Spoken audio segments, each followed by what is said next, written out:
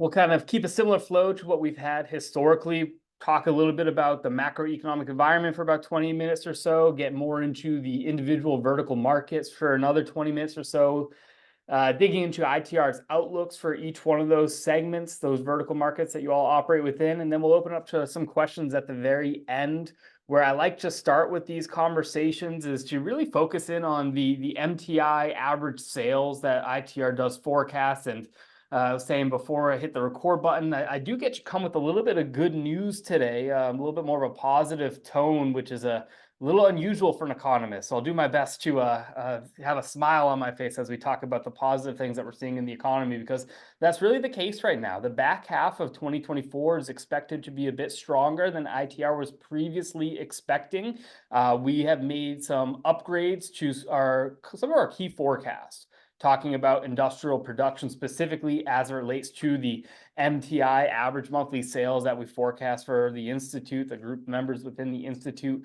We are still anticipating that MTI average sales will decline into early 2025, but we're expecting to be a bit more mild than we had previously been forecasting, talking about 2.1% contraction year over year for 2024, hitting a low point midway through 2025, and then seeing recovery and growth of about 3% for 2025, growth of about 4% for 2026. What we're seeing right now is a bit more of a mild decline in 2024, really in part to elevated corporate cash holdings, buffering in the overall macroeconomy from the strong middle to upper income consumers.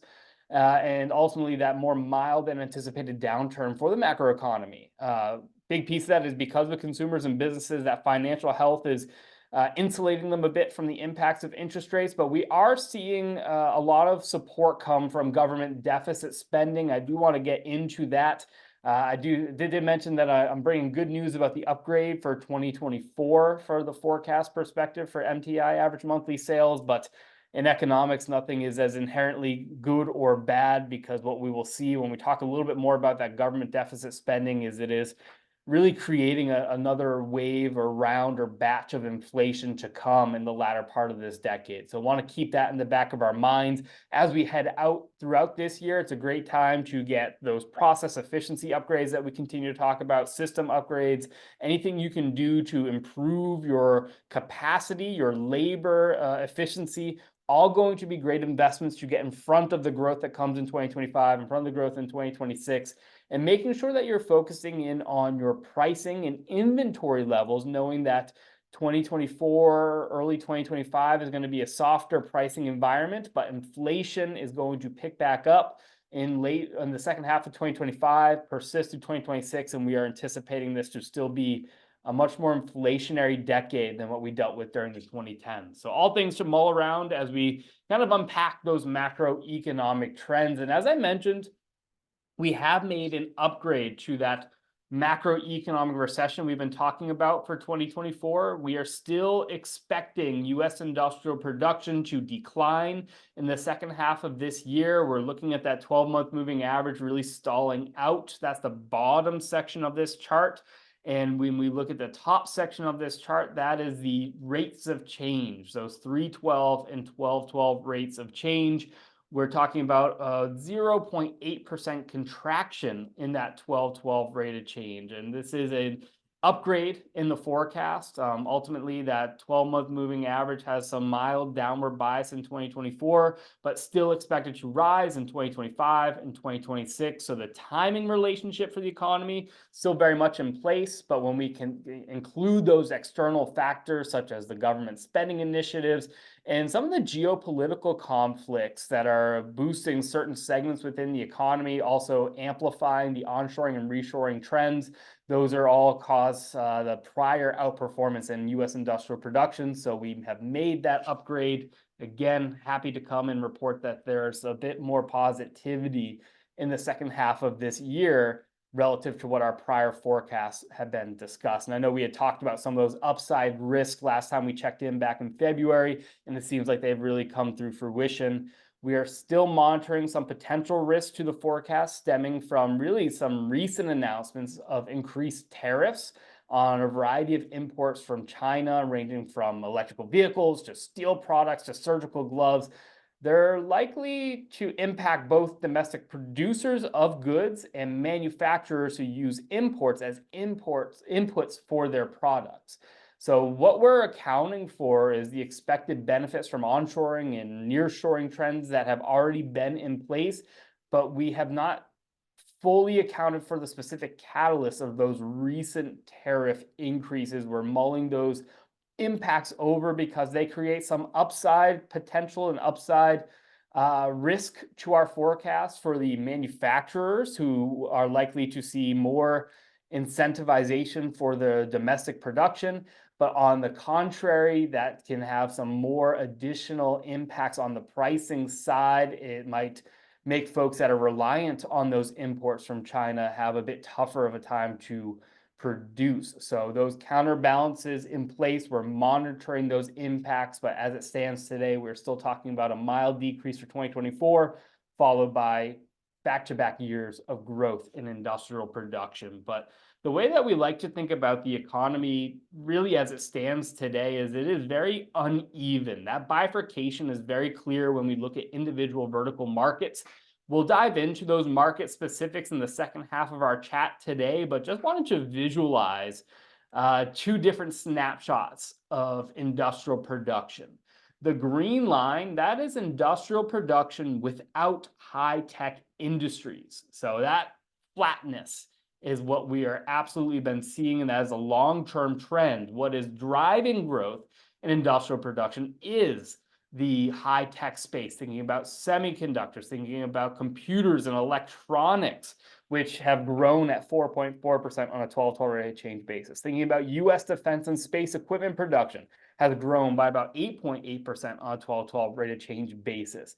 The flip side, U.S. machinery production, for example, has contracted by about 3.7%. So make sure that you're monitoring the forecast for your vertical markets. I know we have those included within the report, and make sure you're dialed into each one of those subsets of industrial production, as well as the overall industrial sector. Some folks on the call might be saying, hey, things are great and way better than what I'm saying as an average, and other folks may be feeling a lot more weakness. And that's the kind of zoomed out lens that I have is more of that macro view, but make sure we're drilling into the microeconomics and focusing in on your markets and how to plan and prepare for what your markets will bear and yield.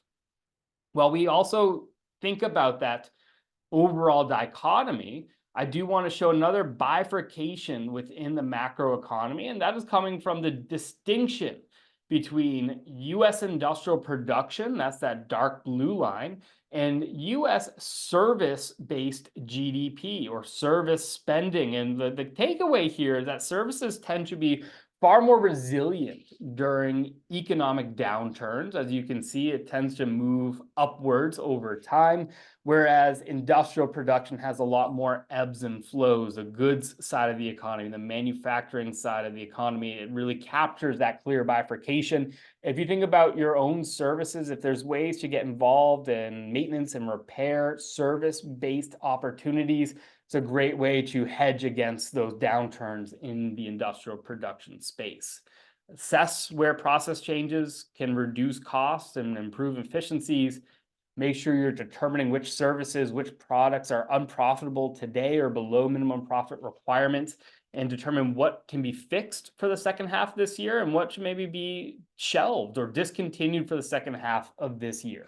And make sure you're running a cost analysis on your clients. Drop the ones that are taking time and producing no profit, because maintaining those profit margins is key and vital right now during an elevated pricing environment, during an elevated interest rate environment, and a slowing growth or even recessionary environment in several vertical markets. And just to kind of further emphasize that unevenness, not to beat a dead horse here, but we got to talk about consumers, because I did mention consumers are a bit healthier. Their incomes are still growing in inflation-adjusted terms. Saving balances, while they have normalized and even fall a little bit below that long-term trend, they're still elevated from a long-term average. And the credit position, the debt position of consumers is still in an okay place.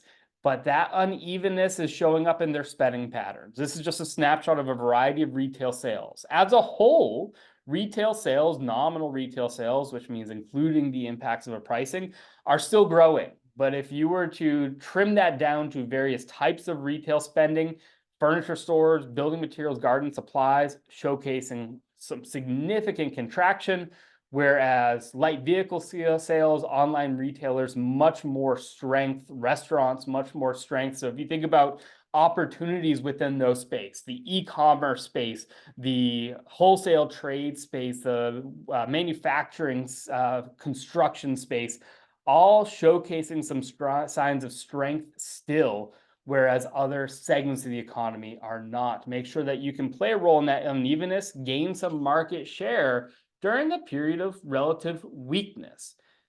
Thinking about just, I think I saw a question, and I apologize, I advanced a little bit too quickly. The high-tech side of the economy are computers, electronics, and semiconductors that are all included in that space. I know I bounced back a little bit to that question, but that was on that prior slide, or 2 slides, where we were showing the difference between high-tech industrial production versus the non-high-tech industrial production.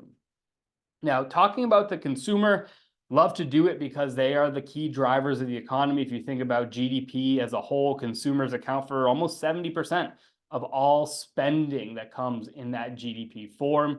So how they are feeling from an interest rate environment, a credit position is very important. So I wanted to take a snapshot here and show the different age brackets of consumer credit card delinquency rates relative to their credit card balances. And ultimately speaking, what we are seeing is that credit card delinquency rates, they're on the rise, but they're generally at very normal levels, and we're not seeing that surge as aggressively as we were earlier in this year and in 2023. This is focused on the youngest age group, under 30. They've surpassed the credit card debt balance level. That light blue line is above the pre-COVID balances, and that has kind of two points to it. We're still spending money, we're still buying things, and yes, credit card balances are at record high levels, but we're not seeing the delinquency rates rapidly approach a point that gives us a ton of angst. The ability to service those credit card debts is what's really important, not necessarily the overall balance. We focus in on another age group, the kind of big spenders in the economy, the 30 to 59-year-olds. That balance has absolutely ratcheted upwards, again, at record high levels. You can see how steep that's gotten. That is still showcasing that consumers are spending their money. That slope of rise within the credit card debt level is well above the pace of rise within delinquency rates. And what we're seeing in that delinquency rates is it's starting to flatten out. That is not a long-term trend, but if you were to squint and look at that dark blue line, you can see it looks like it hit a little bit of a peak, not saying a formal peak, but a tentative peak there at around 2.8%. We want to see that to make sure that we still have a resilient and healthy consumer. And then if we focus in on the oldest age group, again, a very similar theme, very similar sentiment, where that credit card debt balance is definitely at record high levels, but at a much slower slope than what we've seen the past 2 years relative to the middle group and the youngest group. So the overall balances, record high levels, that's the headline that businesses and the media love to discuss. But at ITR, we are mostly concerned with the ability to service that credit card balance, because there's other things that grow in a tangent with credit card debt levels, and that is the number of people, head counts, and incomes. And so when I focus in using those variables to understand ability to service debt, we're seeing a position that is very manageable. Overall debt load, manageable. Credit card debt, fairly minimal from a historical context when we add in those other variables of population and incomes. And so that, call it light blue line, seafoam line, whatever that color is, that credit card debt level was ratcheting upwards from a low point in 2021, and it is starting to stall out at a level that's below what we were seeing before COVID. So again, seeing that credit card debt level stall out, and this is per household as a percent of median annual income, says that the consumer is not overly stressed in aggregate. That's not to say that there aren't folks that are absolutely feeling the weakness within the economy, but this is the aggregate viewpoint. And really, when we look at things at ITR, we've acknowledged that the bottom third of consumers, from an income standpoint, from an age standpoint, they are feeling a lot more weakness than the top 2/3, the middle incomes and the higher incomes. And that's because there's more saving balance, higher levels of incomes to be a little bit more resilient to the rapid rise in interest rates that we've seen the past 2 years. So do want to be very cautious when I talk about this. This is the aggregate level. Know where your services, your products really feed into the economy. Are you developing materials and working on materials that service and support the lower third or the upper 2/3? And you can start to frame out how you will be impacted by the macroeconomic events here. And then when we look at the overall household debt, and that's a question that I think is coming up more and more when we think about just the structural load of debt within the economy, and focusing in on households first and foremost is looking at their total debt level per person as a percent of median annual income. That dark blue line has been pretty stationary, stabilizing around 110, 111% over the past decade. And so we're not seeing a rapid increase in household debt per person as a percent of median annual earnings. So the household consumers not feeling the same situation that they felt heading into the Great Recession by any means. And so household debt, while it is worsening, it's worsening from a pretty stable level.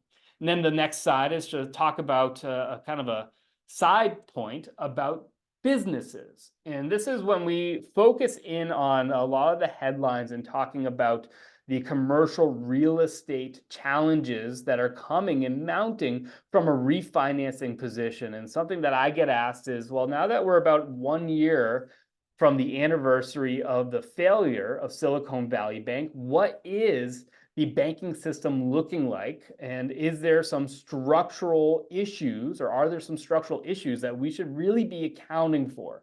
And so when I focus in on just the delinquency rates of commercial real estate loans, because business loans as a whole, consumer loans as a whole, those delinquency rates are very manageable, but we are seeing a pretty quick rise in the rate of change for delinquency rates on commercial real estate. And that's where I think some of the angst is coming, is are we heading towards this systemic crash within the banking system as a result of the refinancing that needs to occur at much higher level interest rates that is coming due in the next year or so? And what I'm here to say is, while we absolutely acknowledge that there are pockets of exposure where there are certain banks that have above 80% of their total assets being held with commercial real estate, those are more of the exception and not the rule. And those banks are typically, when what we've seen is smaller, more regional banks. The ones that have more risk exposure are the ones primarily akin to the areas in the country that have a lot of office space loans within them. So I'm thinking about New York, the Northeast, and the West Coast. Those small regional banks absolutely have some real risk exposure that they need to make sure that they are hedging against and really planning for and solving over the coming year here. But for you folks on the phone, just want to come here and say there's not a systemic failure within the banking system coming by any measure that we're looking at or any measure that the Federal Reserve is looking at. And what we want to make sure is that now is a great time to evaluate your vendors, make sure that you know if your banks that you're banking with have that level of exposure. As I mentioned, it is primarily the smaller, more regional banks. The larger players have a much lower level of commercial real estate loan exposure. So that was my little detour while we're talking about debt to focus in on those commercial real estates. But as I mentioned, the consumer, that's what's driving the economy, and how they're doing matters. And so when I focus in on the income levels for consumers adjusted for inflation, I'm sure I've showed this chart before, but I think it's helpful to just check back in to showcase that real personal incomes are still growing. Whether we're talking about total incomes, that seafoam line that is really on trend with what has been doing over the past 30 years, that is still showcasing signs of growth. And again, these are real numbers, so they're adjusted for inflation. It's not at record high levels, but the record highs really just came as a result of those COVID stimulus checks. We've gotten back on track. And if you were to wipe out those COVID stimulus checks, you would see that we are at record high levels. And that's what the dark blue line is showing us. Those are the real personal income excluding transfer receipts. And those are those stimulus checks as well as other forms of transfers from the government to households. So why is this occurring? Why are we still seeing growth in overall incomes? Well, a big piece of that is that we're still seeing a tight labor market that's placing a lot of upward pressure on employment cost. And so when we focus in on those employment costs, I can come in here and say, yes, this is still placing upward pressure on things like inflation and incomes, but we are seeing the headwinds that are suggesting more moderation within employment costs. I know we talked a bit about employment during February, so I don't want to belabor this issue, but when we look at the overall job openings, when we look at quit rates like I'm showing here, when we look at the temporary service employment, all these things are suggesting that there's going to be more moderation, a decelerating rise in employment costs. But if I'm not, I hope I'm not beating a dead horse here. We are still anticipating a tight labor market. Expect continued upward pressure on your labor costs in the coming years. Make sure you're accounting for that in your business planning. You'll have a temporary lull this year in the labor pressures, and it'll pick back up later in 2025 and really for the remainder of the decade. So find ways to plan for that. Now is a great time to do so. And as I mentioned, these labor costs are a big piece of the sticky inflation that we're still seeing. And what I want to take a kind of a side pass at is looking at the consumer price index on the left and the US producer price index on the right.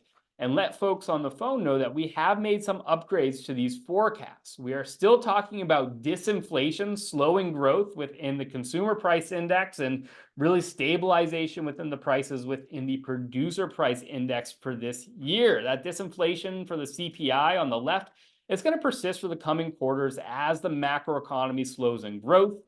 What's really buffering this and giving support for this upswing that we're anticipating really in 2026 is that US total federal spending and the wage environment that we expect to remain persistently tight. If you're planning or if you're thinking about your plans from a strategic standpoint for cost of living adjustments, make sure you're accounting for what the consumer price index is doing. That is giving a good indication for what wage increase expectations will be heading out into the future. And if you look at the right, that's the producer price index. That is for final goods and services produced for a producer price index.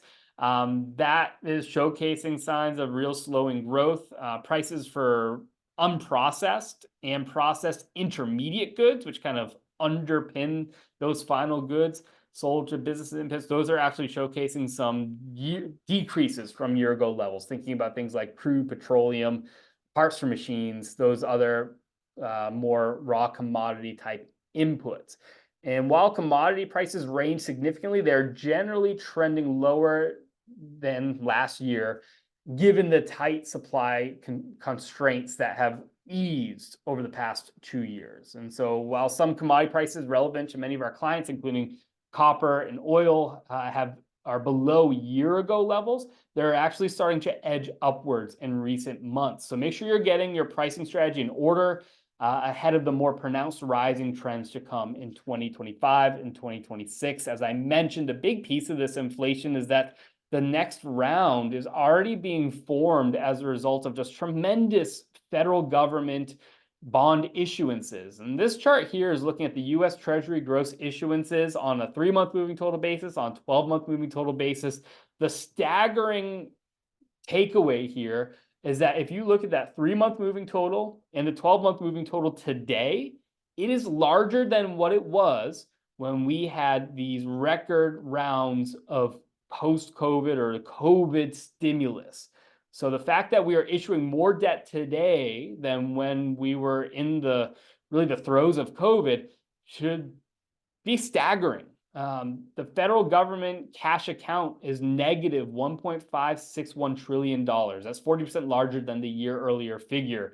The average balance in the 10 years before COVID was about half of that, negative, but it's only half of what we're experiencing today. So tremendous fiscal stimulus, tremendous amount of US Treasury gross issuances, it's really juicing up the economy today. But as I mentioned from economics, there's no inherent good or bad. This might pose some upside potential today, but at a consequence of further inflation in the future. So make sure you're planning for that inflation. This is really giving a lot of support for that next batch that is to come. It is going to be a topic that we continue to talk about here at ITR. This lull is in 2024. Inflation is decreasing, expected to decline further. The rate decline, and again, I'm not talking about prices coming down, I'm not talking about deflation, I'm just talking about disinflation, is probable for later 2024, early 2025. Interest rate environment still tight, bank credit remains tight, cash flow analysis through 2024. Make sure that you have your cash position needed for the back half of this year so you can be ready and plan for the growth that we're anticipating in 2025 and 2026.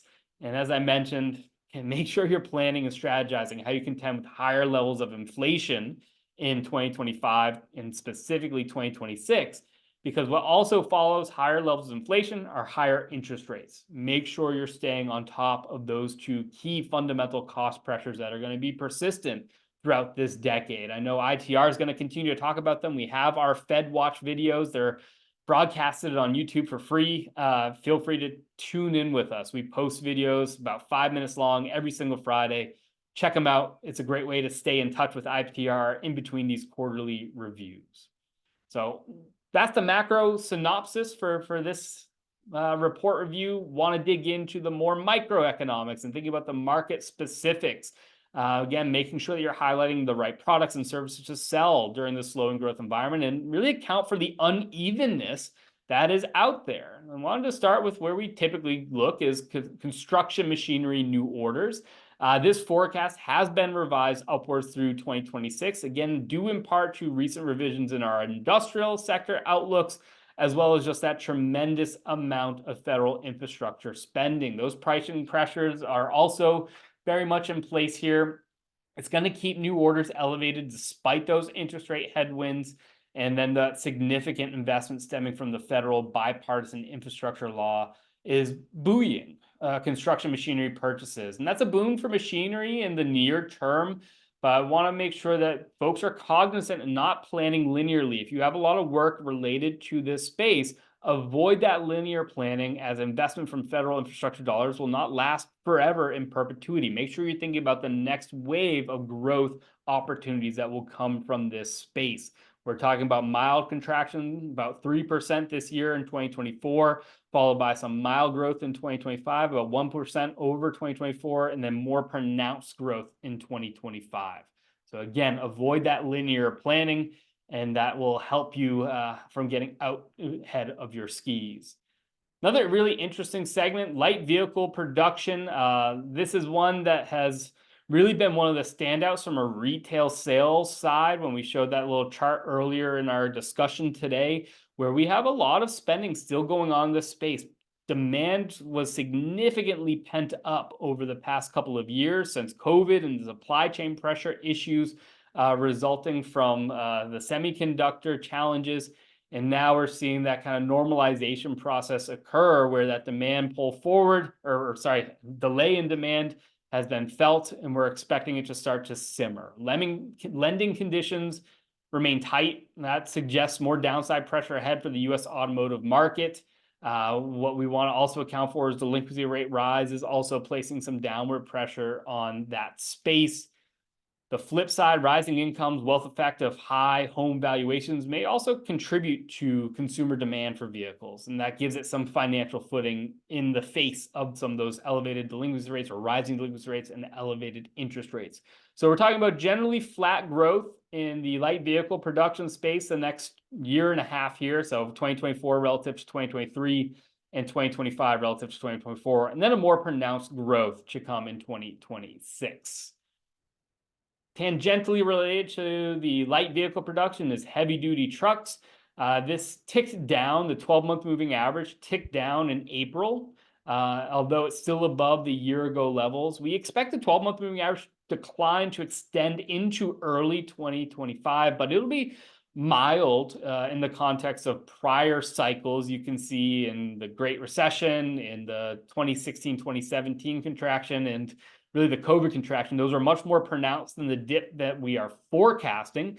But the flip side is the peak did not nearly rise to the levels that we had seen in 2014, 2015, or 2018, 2019. So the overall activity is still trending below what we were seeing at those elevated levels coming out of the Great Recession. But the flip side there, we're only talking about a 3.9% contraction. And while US freight activity is generally declining, the US surface trade with Canada and Mexico, that 12-month moving average, has really been trending flat. It hasn't been an outright decline. And recent increased tariffs on some Chinese goods could actually result in more trade activity coming through Mexico as firms seek to circumvent those tariffs. And we might see some companies shipping early to avoid the increases. And so all that to say, tariffs could pose a slight upside risk to this outlook because demand for trucking could be impacted. And when I say an upside risk, I'm talking about upside potential. So risk to our forecast, but potential for your business. Then as we're talking about vehicles, can't avoid talking about oil and gas. This is a space that we are expecting to see ongoing growth here. US oil and gas extraction production, the 12-month moving average in April came in about 6.2% above the year ago level. And we expect that production rise to persist at least through 2026. Though the pace of rise will vary a bit. We will talk about slowing growth really from here into much of 2025. Followed by a pickup in 2026. But growth nonetheless in US oil and gas extraction production, trends and leading indicators, including extraction utilization rates and corporate cash for US petroleum and coal products, are signaling that slowing growth, which is likely to persist for the coming quarters, and also just recognizing that things like rig counts and the capital expenditures are a bit more muted relative to the overall production. So it does depend if you're upstream or downstream from this oil and gas extraction production.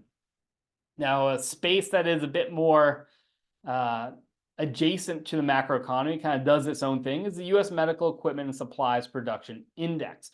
We are expecting a little bit of a bounce here. This wavy cycle has been forecasted. We checked the forecast and we decided to maintain it in place. We expect a little bit of a near-term bounce in US Medical Equipment and Supplies Production Index in the coming 2 quarters, followed by a more pronounced decline in the next 3 quarters, really closing the 12-month moving average in the early stages of 2025, similar to the level of activity that we're seeing today. Another key talking point as it relates to the tariffs is that US is raising tariffs on medical products imported from China, including syringes and needles, certain respirators and face masks, and even rubber gloves. These tariffs will take effect in 2024, except for the one on rubber gloves, which will occur in 2026. And those increased tariffs reflect the changing tides towards reshoring and onshoring activities, which have particularly impacted the US medical equipment industry after COVID-era supply disruptions led to stark shortages. So we could see some upward pressure on production if the US manufacturers are empowered by the recent tariffs to kick up production. So again, there's kind of 2 sides of the coin there. More potential production within this space as a result of those tariffs, but also the downside effect of more upward pressure on prices within those spaces. And so it depends, again, if you're upstream or downstream from those activities.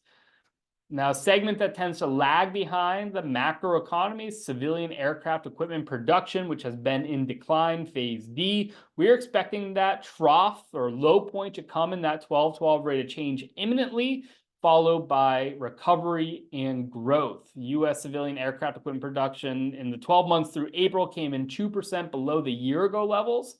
But with that said, aircraft demand is relatively strong. That's indicated by elevated industry orders and really consumer spending on air travel. We have gotten back out there and air travel is very much in demand right now. And so consequently, we expect production 12-month moving average to begin rising soon, with the rise lasting into early 2025.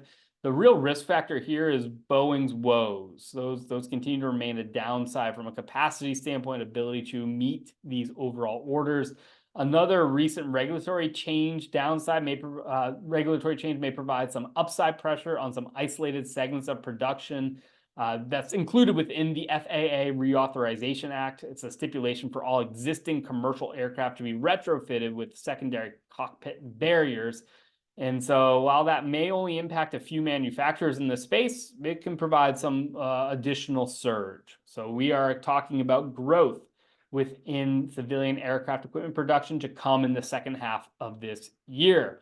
And while we're talking about growth, if you look at that 12-month moving average in history, we expect it to remain below the levels of 2010s for at least the next 3 years. So make sure if you are involved in the civilian aircraft production index space, that even though we're talking about growth in 2024, growth in 2026, ensure your business is right-sized. Make sure that you're benchmarking against prior business cycles and recognize that we aren't talking about 2014, 2015, 2016 levels of activity here.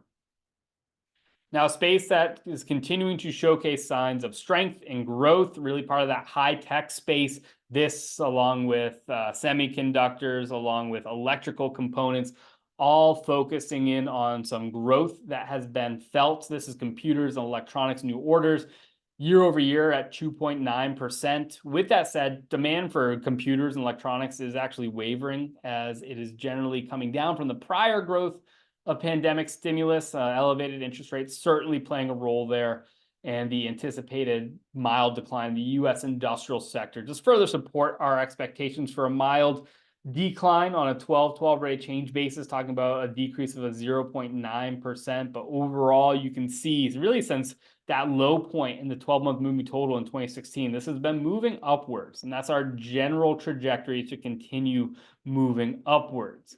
If you want to think about timing your own investments, consider assessing your own technology needs and determine whether there's room to modernize your system in ways that generate efficiency gains, especially knowing that you might have a little bit more buying power in the second half of this year, early 2025, when we see more of a lull within this space.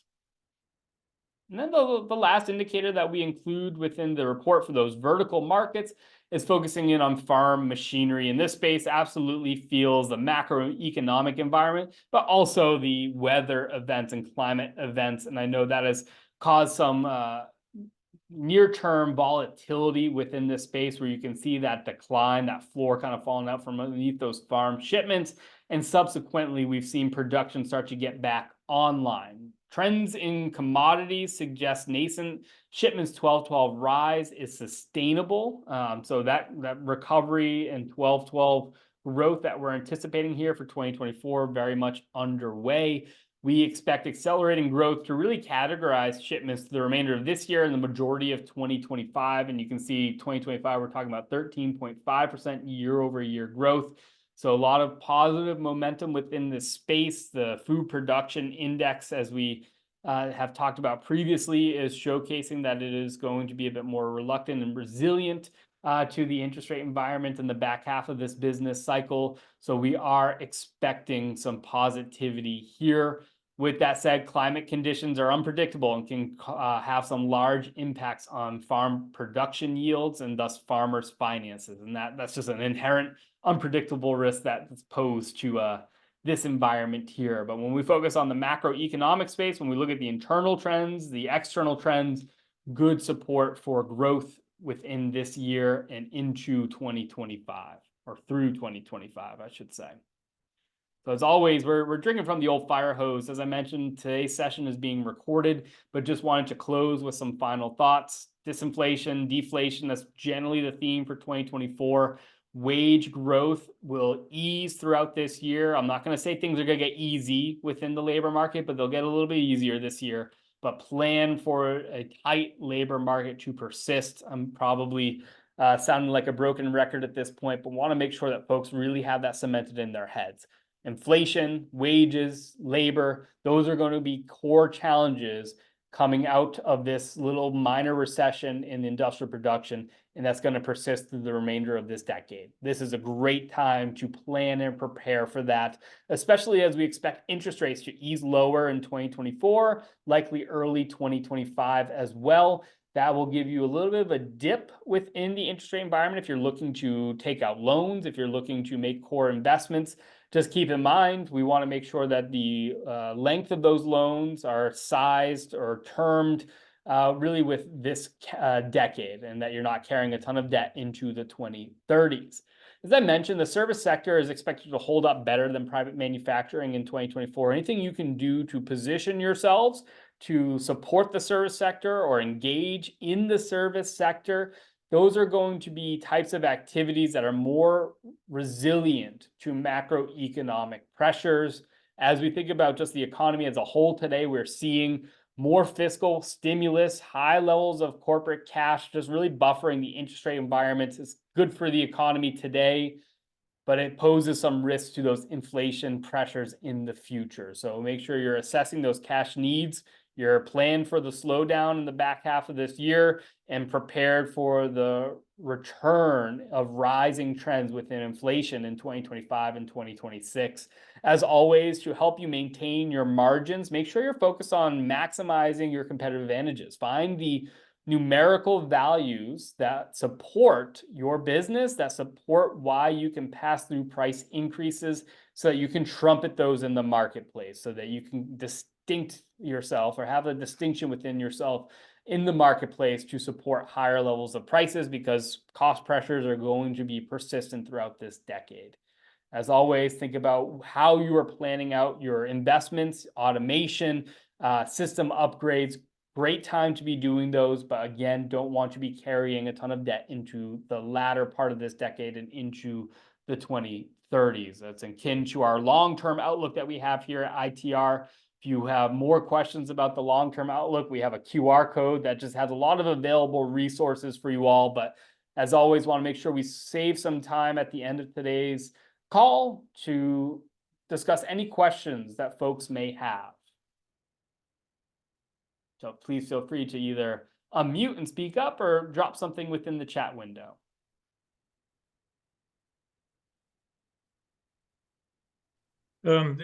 That's me, Patrick, Dirk speaking. So when you look at the remainder of 2024, and when you look at the relevant industries we as heat treaters are serving, so what I took away is basically medical and then high tech.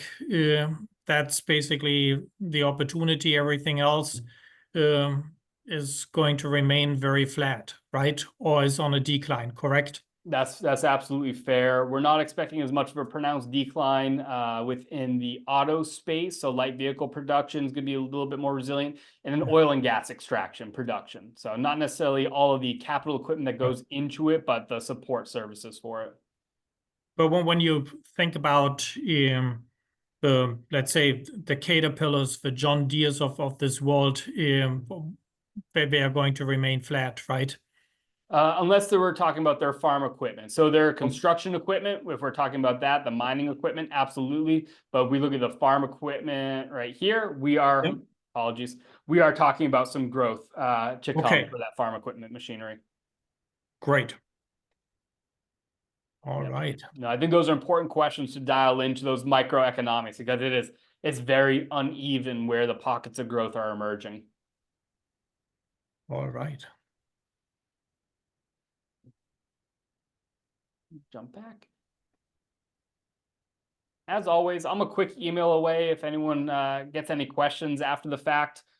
Make sure that the Institute has access to the slides and the recording, and that can get disseminated to the group. So don't hesitate to reach out. And as always, we have a bunch of free accessible material on our website, on YouTube. Feel free to stay in touch with us in between these quarterly reviews. And if you ever see anything that you have a question on, as I mentioned, don't hesitate to reach out to me. All right. Thank you. Yeah, unless anyone has anything else, I will wish you a happy rest of your Thursday, and hope you enjoy an excellent weekend as we close out the second quarter here. All right. Thanks. Thank you all. Take care. Take care.